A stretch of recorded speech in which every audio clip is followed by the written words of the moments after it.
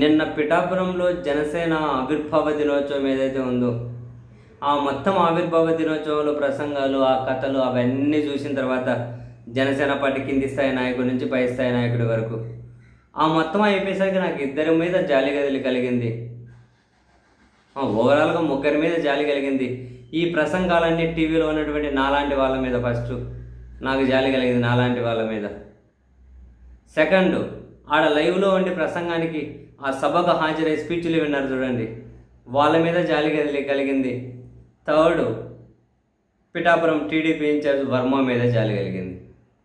టీవీలో చూసే నాలాంటి వాళ్ళ మీద జాలి కలగడానికి, సభకు హాజరైనటువంటి ఆ జనానికి ఎవరైతే ఉంటారో వాళ్ళ మీద జాలి కలగడానికి, ఆ ప్రసంగాలన్నీ విని తట్టుకునే శక్తి, అంటే ఆ ప్రసంగాలన్నీ విని తట్టుకోగలిగారు చూశారు.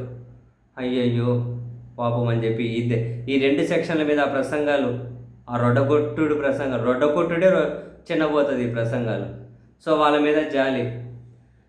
అండ్ పిఠాపురం వర్మ మీద జాలి ఎందుకు కలిగిందంటే, పాపం పిఠాపురంలో సభ పెట్టారు.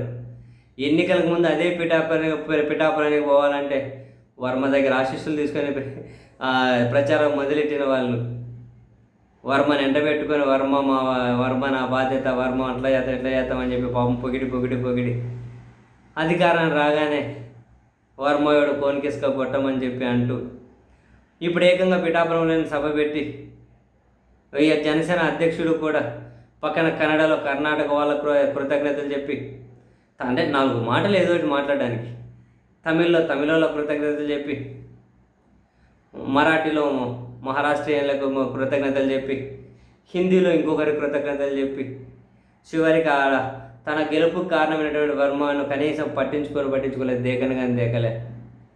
చాలి కలిగింది వర్మ మీద. అంతేకాదు, చివరికి నాగబాబు గారు వర్మ నీ కర్మ అనేశారు. అక్కడ జనసేన అధ్యక్షుడు గెలవడానికి 2 ఫ్యాక్టర్స్ అట. ఒకటి జనసేన అధ్యక్షుడి స్టామినా అట. సెకండ్, పిఠాపురం జనసేన కార్యకర్తలు, పిఠాపురం ప్రజలు అట. ఇలా కాకుండా మా జనసేన అధ్యక్షుల వారి గెలుపుకు ఇంకేనైతేనా కారణం అనుకుంటే వాళ్ళ కర్మ, వర్మ కర్మ అని Janasena social media full viral చేసింది కదా. అది స్ఫురించే విధంగా ఎవరైనా నేత మా అధ్యక్షుడి గెలుపు కారణం అనుకుంటే వాళ్ళ కర్మ అని వర్మనే డైరెక్ట్గానే అనేసారుగా, వర్మని కర్మ అని. సో నాగబాబు గారు తేల్చేశారు, మా ప్రమేయం లేకుండా నీకేమీ రాదు వర్మ, నీకు రానికుండా చూస్తున్నది కూడా మేమే. ఇక వర్మ తేల్చుకోవాలి, నాగబాబు తేల్చేశారు. టీడీపీ జనసేన కలిసి ఉన్నాలో అక్కడ వర్మని దేకే వాళ్ళు ఎవరు లేరు. మరి వర్మ అదే నియోజకవర్గాన్ని పట్టుకొని వెళ్ళడమా, ఏదైనా వాళ్ళ అధ్యక్షుడిని పట్టుకొని వేరే నియోజకవర్గానికి పోవడమా? ఈ 2 కాకుండా ఈ అవమానాలు ఏంది, ఈ ఇన్సల్ట్ ఏంద్ర బాబు, తొక్కలో రాజకీయం ఉంటుంది పోతుంది, కనీసం నా ఆత్మగౌరవాన్ని నేను కాపాడుకోవాలి కదా అని చెప్పి ఆ పార్టీల నుంచి బయటకు వచ్చేయడం. అంతే, అంతకుమించి ఇంకేం మిగిలినాయి?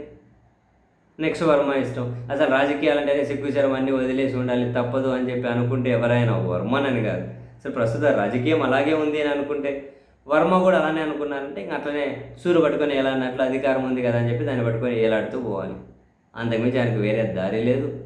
డైరెక్ట్గా గెలిపించు వర్మ అని చెప్పి అడిగిన వాళ్ళే వర్మ నీ కర్మ, నువ్వెంత నీ స్థాయి ఎంత అంటూ ఉన్నారు. వర్మ మీద జాలేసింది.